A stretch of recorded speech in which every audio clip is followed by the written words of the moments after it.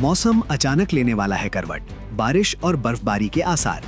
IMD ने जारी किया अलर्ट। मौसम एक बार फिर अचानक करवट ले सकता है।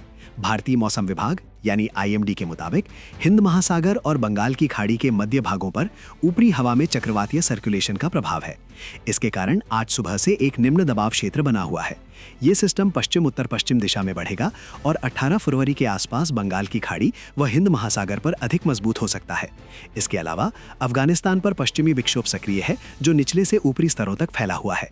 इन मौसमी सिस्टमों के कारण आने वाले दिनों में कई क्षेत्रों में बारिश, बर्फबारी और गरज चमक वाली गतिविधियां देखने को मिल सकती हैं। उत्तर भारत में मौसम का मिजाज इन दिनों बदलते पैटर्न को दिखा रहा है। आगामी पश्चिमी विक्षोभ के प्रभाव से बादलों की आवाजाही बढ़ने का पूर्वानुमान है, जिसके चलते 18 फरवरी को पश्चिमी उत्तर प्रदेश के कई हिस्सों में छिटपुट या हल्की वर्षा देखने को मिल सकती है।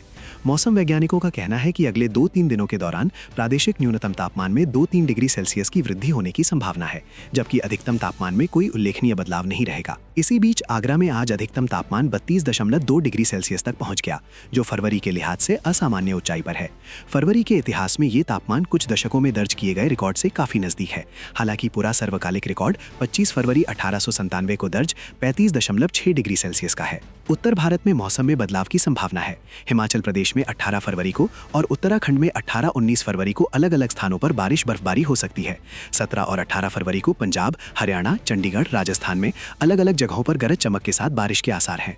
इस दौरान 30-40 किलोमीटर प्रति घंटा की रफ्तार से तेज हवाएं चलने की संभावना है। मध्य प्रदेश में 18 फरवरी को गरज चमक वाली बारिश हो सकती है। अंडमान निकोबार द्वीप समूह में 16 से 18 फरवरी तक बारिश, गरज चमक और तेज हवाओं का असर रहेगा। वहीं 21-22 फरवरी को दक्षिण तमिलनाडु, केरल और माहे में अलग अलग स्थानों पर भारी बारिश की चेतावनी जारी की गई है। तापमान के रुझान पर नजर डालें तो उत्तर पश्चिम भारत में अगले 2 दिनों में न्यूनतम तापमान 2-3 डिग्री सेल्सियस बढ़ सकता है। इसके बाद 2 दिनों में उतनी ही गिरावट आएगी और फिर कोई बड़ा बदलाव नहीं होगा। मध्य भारत में अगले 3 दिनों में न्यूनतम तापमान 2-3 डिग्री बढ़ने की उम्मीद है। गुजरात में अगले 2 दिनों में कोई बदलाव नहीं, फिर 3 दिनों में वृद्धि और उसके बाद स्थिर रहेगा। पूर्वी और पूर्वोत्तर भारत में अगले 3 दिनों में कोई बदलाव नहीं, फिर 4 दिनों में 2-3 डिग्री की बढ़ोतरी होगी। अब बात करते हैं कि आखिर पश्चिमी विक्षोभ है क्या।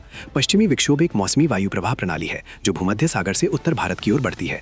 ये प्रणाली बारिश, बादलों की आवाजाही, तापमान में बदलाव और आर्द्रता जैसी मौसमी गतिविधियों को प्रभावित करती है। विशेषकर सर्दियों से वसंत संक्रमण के समय ये सक्रिय रहती है।